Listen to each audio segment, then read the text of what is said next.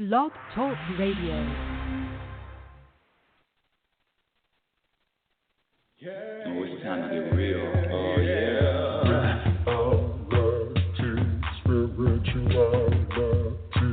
It's a new experience. Spirituality. Yeah, keep your ears open for this one, man. Spirituality. You got a question for RLN? Spirituality. Yeah, it's time to get some answers, baby. Spirituality. Oh, now we get real. Yeah,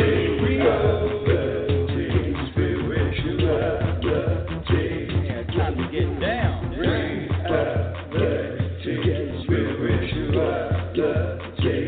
Yeah, you gonna feel good now. Real good. That's what I'm talking about. Welcome, everyone. Welcome to Reality Spirituality. I'm your host, Rebecca Lynn Norrington, and thank you, as always, for joining me. This show has evolved organically through, over 6 years, a little over 6 years. I remember when I first started the show, I couldn't put two words together. Now, you can't shut me up, especially if you're talking about the topic of happiness. That's right. I'm the world's only, I'm going to say only. No, I'm not going to say only, but I am a happiness specialist. And what does that mean? That means that my intention, my goal, my agenda for the rest of my life till I breathe my last breath is to experience more. And that word happiness, I know, gets thrown around so often, but the word, the feeling that I'm talking about comes from inside. It's an internal contentment. It's an internal peace. It's a place. It's your foundation is trust.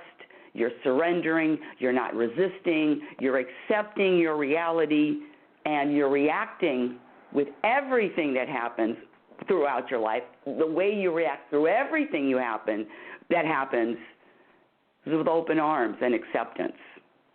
What? Open arms and acceptance? How can you accept things you don't want to happen? How can you accept something that maybe you have a goal and it's not happened yet, or maybe you have a job that you want and you haven't got yet, or maybe, who knows, that person that's out there and you want your soulmate. Listen, people, I've been screaming it, I've been saying it, I've been singing it forever. Whatever is happening in your life right now at this moment is supposed to be happening. There's a reason for everything. Do I understand all the reasons all of the times? Of course not. But that's where the trust comes in, and that's where the acceptance comes in, and that's where the thought, that's where your foundation comes in, where maybe I'm supposed to experience this. Where's the lesson? Focus on what I can learn. Focus on the good. I know I get all into that, but it's really the truth. Let me talk about our topic. I've talked about control and destiny, whether or not you have control over your destiny, whether you have control over what happens in your life, or I get this controversy.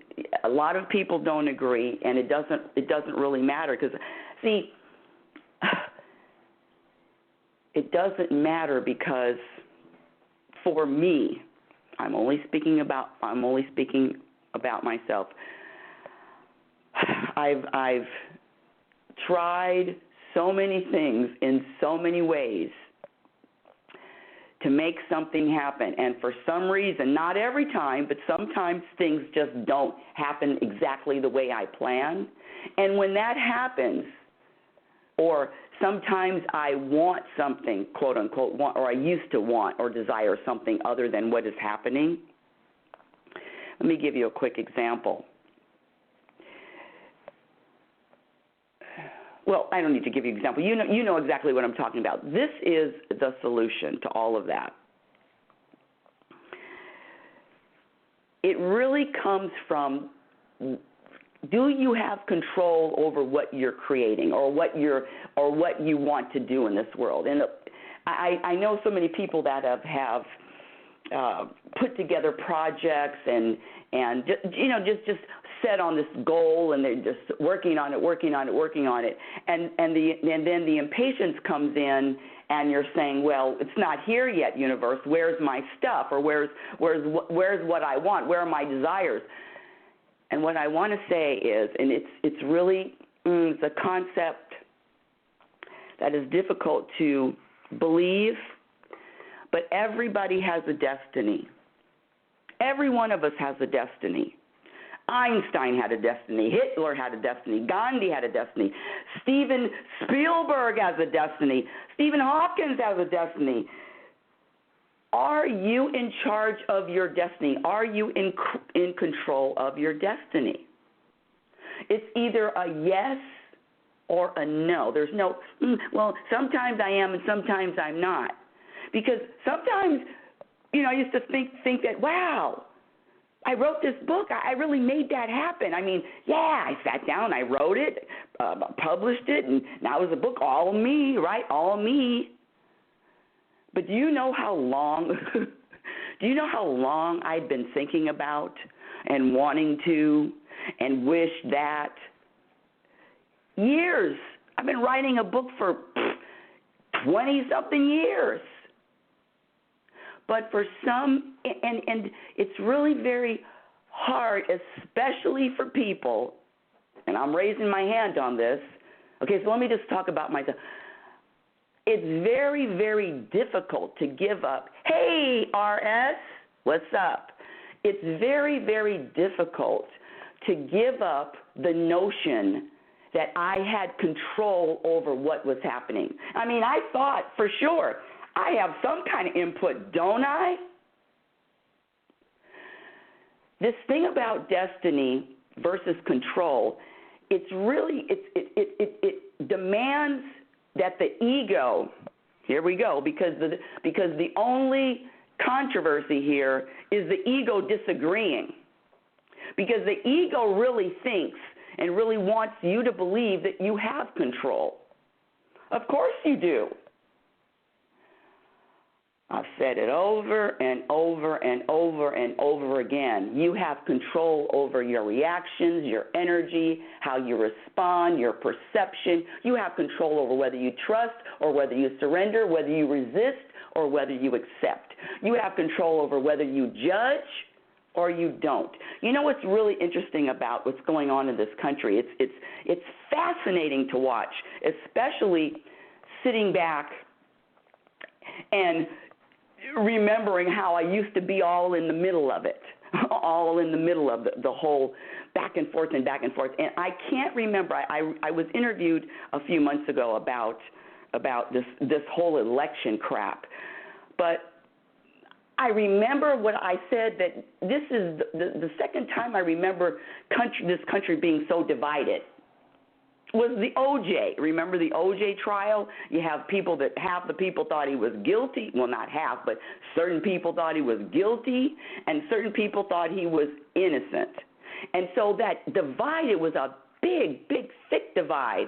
And I have to tell you, my hand is up. I was on the side of course he's guilty. Are you kidding? Look at the evidence. I mean, I remember I was working part-time at the time. I watched every frigging day of that trial. I read books.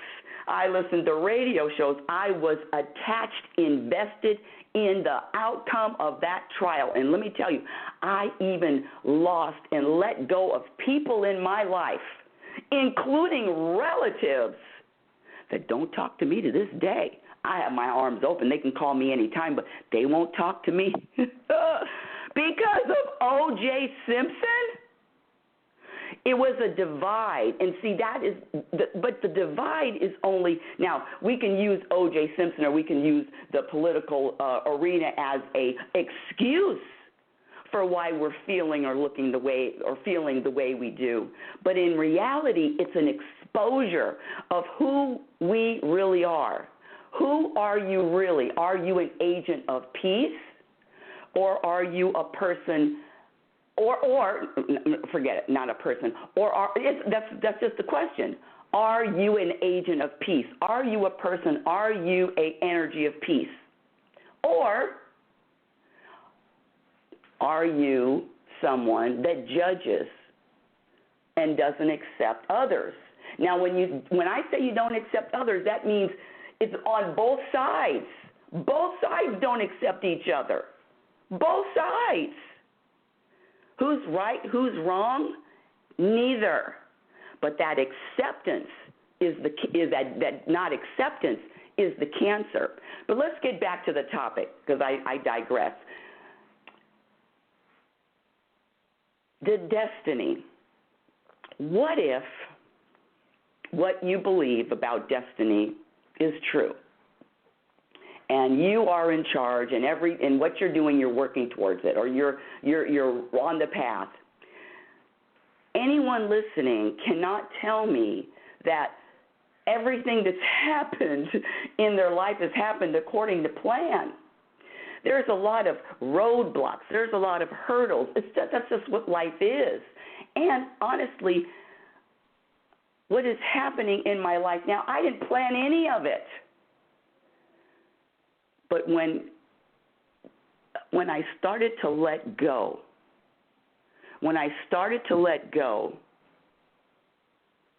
of the hold that the ego had on me for my decisions, for my thoughts, for my behavior. Let me give you this just happened to me last night. Okay? Perfect example. I can feel my ego. I can feel the difference between what thought or what behavior or what direction my energy is when my ego is in charge. I can feel the difference. I can feel it. It's like a pea under the mattress. So yesterday, yes, I went out and I picked up fries and I picked up a tuna sandwich at my favorite little neighborhood takeout place. Really good. Old-fashioned hamburgers wrapped in that nice crisp wrapping, twice double wrapped, white paper, that wax paper, all nice and crispy. Anywho, I digress. So I go in, let's see, it's probably 8 o'clock at night. It's in the evening. And listen, everybody in my life is a mirror. Everybody in my life is a test for me. Where am I? So I go in, there's this one guy, there's this one cook, one cashier. Hold on, I need to take a deep breath. And he is so annoying, meaning always with the same questions. How's your son? How are you? Are you still good to your mother? And then he tells me stories about his life and his mother.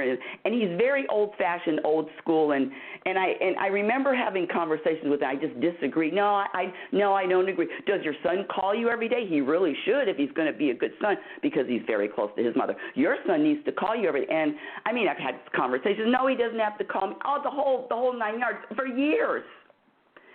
And yesterday I went in with a little touch of, oh, God, I got to see him again. And, so I'm going in there with that. And I realized, I'm conscious, with that. So I sat in a spot with my back turned, and I also had a hat on. It's raining in California. I also had like a knit hat on, a ski hat. So my hair, which is one of my signature attributes, I guess you'd say, was under a hat. So you can even see all this hair I have on my head. I sat with my back to him, and I was, okay, whew, oh great, I can order, and he hasn't seen me yet. I'm sitting there thinking that he hasn't seen me yet. And then I thought to myself, I said, oh, it's my job to break down any resistance and to not have any kind of, my son likes to say charge, I'm charged, or, that feeling of, it's really resistance, that feeling of resistance. So that feeling of resistance, I got up and I said, you know what, I want to say this is really crazy. I want to talk to him. I want to engage him in a conversation. So I stood up and I faced the area where, the pickup order was, and the cooks could see me because everybody knows me. I've been in there for years. So I faced them and I said, okay, I'm ready, universe. Bring Mr. Annoying to me. Bring him to me. But do you feel the energy? You feel what I was doing? I was like, all right, bring him to me. I was doing that with, it's like your hands, you're pinching your nose. You're like, okay, universe, but it still smells bad. So that's not really an okay. By the way, that putting your hand and pinching your nose and jumping in even though you don't want to, that's still resistance. When you're saying, all right, universe. So I could feel that. I could even feel that resistance. And then there's another level. There's another level of consciousness where I just said, and I actually started crying. And I said, you know what? Okay. Bring Mr. Annoying to me. Bring Mr. Ask the same questions for the last 12 years to me. Bring that guy to me. My arms are open. I'm going to accept this guy exactly the way he is with his questions. With even the fact, I know it sounds small, but even the fact that he believes differently about raising children than I do. I mean, it sounds small, but the last example I'm going to give you is I can't say where. Okay, anyway, this person in my life who's maybe the last few months, more than that, maybe a year and a few months, is so different than me. This person believes in, believes that there is conspiracy to weed out certain races in this country. I'm not joking. I mean, I'm dead serious.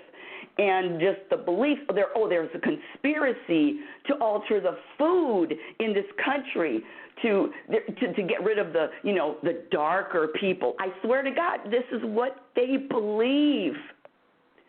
And I'm telling you, my dear audience, years ago, I wouldn't even talk to people that I would label crazy or different or just out there. Acceptance is acceptance. If you don't accept anybody else, what you're really saying is you're not accepting yourself. It really comes back to you. So not that it's even more than compatible energy, because even if your energy isn't compatible, the acceptance is still necessary for you to feel any kind of peace. When you don't accept anyone else, because what you're saying is, universe, what is happening is not supposed to happen. What is happening is wrong. What is happening is not in order. And there's a pushback, and I'm not going to accept it. But it's like the evolution. Everything evolves.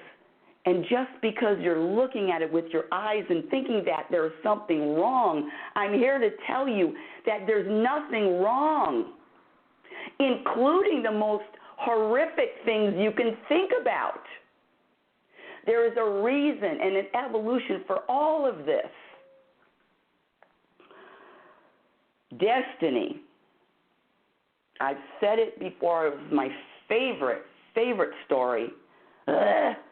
I know, I'm going to have to repeat it. That one person nailed to the cross did not want to go through with that. Really said, hey, excuse me, God, excuse me, no thank you. Crucifixion, no thanks. Garden of Gethsemane, no thanks, I don't want it. I don't want it. How are you different? How am I different from things that happen and I say to the universe, no, don't want it. No, thank you, don't want it. Now, if you've listened to the show, you know that I've had these health issues. I've lost so much weight. I look like a freaking skeleton. They've done all kinds of tests. Nothing's wrong. But this was my lesson. I have never been satisfied with my weight, ever. When I was skinny, when I was heavier, when I was when I was all the weights, there's perfection. Never been satisfied, ever. I have pictures. I mean, when I was in my 30s and my 20s, I was hot. I couldn't see it. I always found fault in every single one of my bathing suit pictures. Even up until, what was the last one I took a picture of bathing suit? 28, nope, just last year in my swim class. Always find fault. And I don't know if this is true. I don't know if this is real. I don't know if this was the point. But the universe was dying to teach me the lesson of finding some satisfaction with my weight, no matter what it was. I'm not satisfied when I'm skinny. I'm not satisfied with a little chunky chunk. I'm not satisfied in between. I'm never satisfied. Am I going to go to my grave not being satisfied with how much I weigh? I have a mother who just turned 88 2 weeks ago. She's still not satisfied with her weight, talking about dieting at 88 years old. Is that my fate? That's how I learned how to be not satisfied with my weight. Thanks, Mom. I'm going to blame it. No, I'm not going to blame it on her. Yes, I am. There is a reason. My destiny, was it to get all those tests? Was it to relax?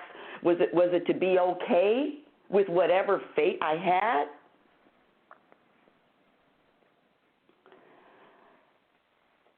There's a very famous woman who Louise Hay.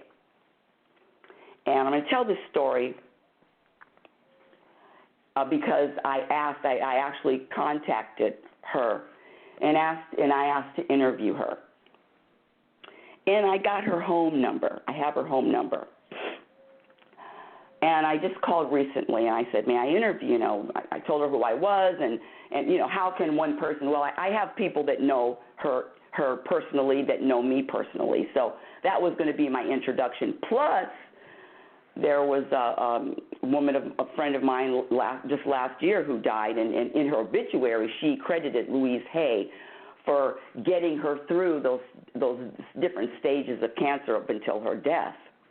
So Louise Hay was real, and listen, I know that who she is, but I've never read any of her books. But I know she's been very influential in the and Hay House and founder of Hay House. I already know all that, but I've never read any of the books. But anyway, I wanted to interview her, and she's in California, 2 hours away. So I called, and the lady, she's, so who are you? Who are you? How do you get her home number? And I introduced myself, and I told her who I knew, and she says, no, she's not doing any more interviews. She says she hasn't done any interviews for the last 2 years. And she said, I know you would respect her decision. And I said, yes, of course, please, let her know that my friend, and, just on. And I actually kind of teared up a little bit because it was very emotional. I just wanted to let her know because I could feel, hasn't done any interviews in 2 years. I know she's older, and, there's that last stage for everybody. And so I'm just feeling a last stage. Destiny. All of us. One of the things that I said when she told me that she's not going to do any interviews, I thought about myself in my last stage, and I thought about what I want to share with the world. Well, all the cameras are going to be on. I feel it's not an obligation, a welcomed obligation to share all of the things that I talk about and teach. It's easy to talk it. It's easy to talk it. but it's very, very, very, very difficult to walk it in every moment. Walking it meaning being conscious in everyday practicing, wanting to be more of who you are, more of, in other words, the agenda is growth, personal growth, more peace, more contentment. Those are the agendas, those are the goals.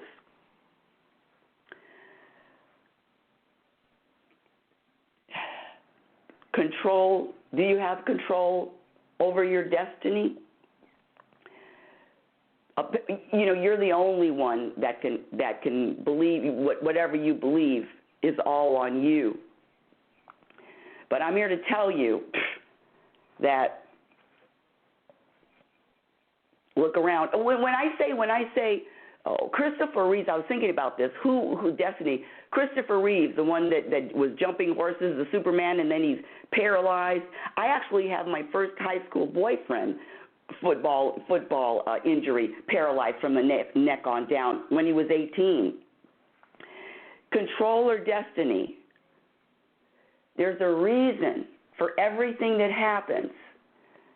When you think you have control, if you think you have control, know why you think you have control. It's an ego. Anyway, whatever. So it's up to you to believe what you want to believe. But I've given up. And I've opened my arms and said, okay, universe, just deliver me whatever you want. I get packages every day. I open all the packages, and I react to them all the same. Oh, thank you, universe. Thanks. And sometimes I say, thanks for nothing. Here we go. Valentine's Day.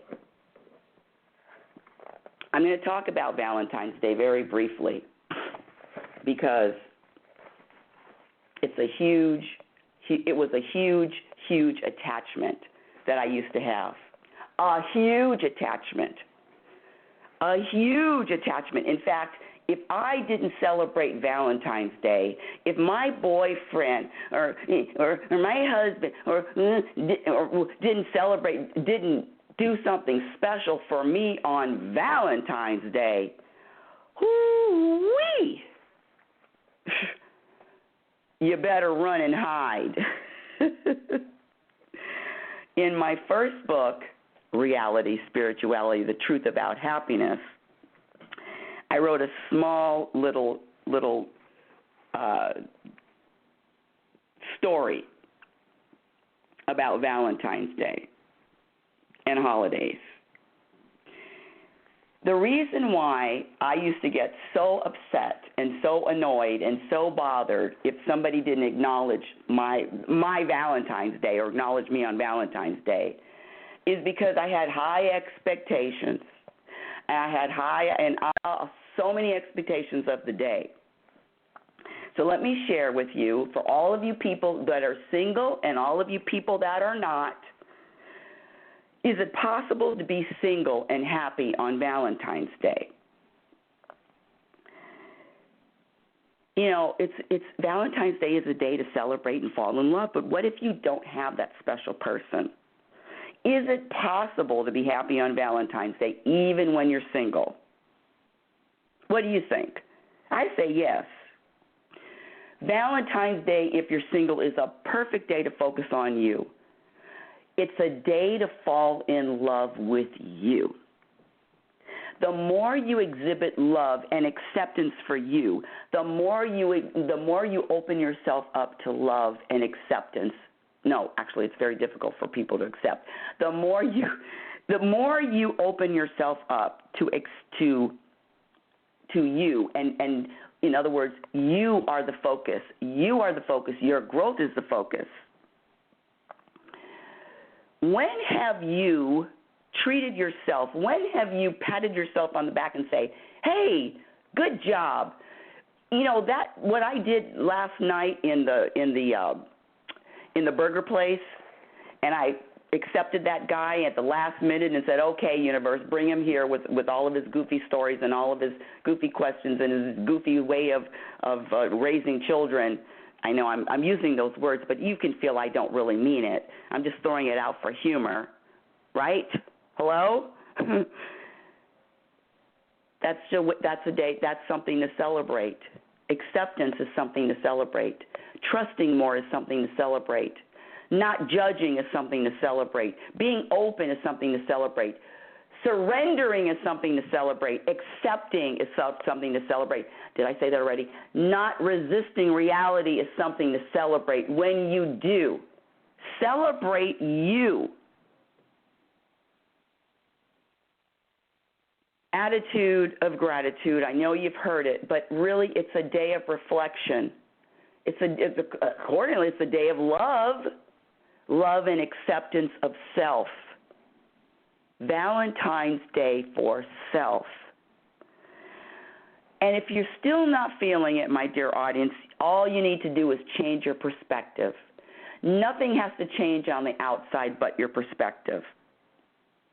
So instead of thinking that you're spending the day alone without anybody special, you can think, hey, I have a whole day to meditate. There are several reasons for being single and several reasons to enjoy Valentine's Day when you're alone. And it's the first time in my life that I can say that I've gotten rid of my attachment to Valentine's Day, because I used to, you don't call me on Valentine's Day, you don't love me. No. Growth happens slow over time, but it doesn't happen without your commitment and without your practice. Reality Spirituality is heard every Sunday. Don't ask me what time, because at whatever time I'm inspired. Well, actually, I'm going to figure out some kind of time and stick with it. Maybe. My website is RebeccaNorrington.com. That's RebeccaNorrington.com. And my email address is info@RebeccaNorrington.com. Follow me on Twitter at RLNorrington. And if you've enjoyed the show, you can go to Facebook, Reality Spirituality, and like Reality Spirituality's Facebook page. Reality Spirituality, The Truth About Happiness, is on Amazon. And until next week, my dear audience, I want you to remember who you are. You are an extension of the universe. You are a physical extension of the universe. You're always evolving, you're always changing, and you're always growing. Love is patient, and love is kind. Be patient and be kind to yourself. Be your own best friend. Remember, you cannot have a happy ending to an unhappy journey. This really is about the journey. And until next week, relax. Oh, it's time to get real. Oh, yeah.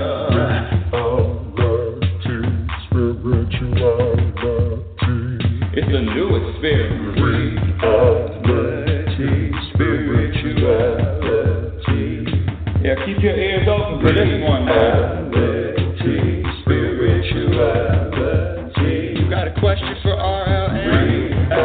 Reality Spirituality.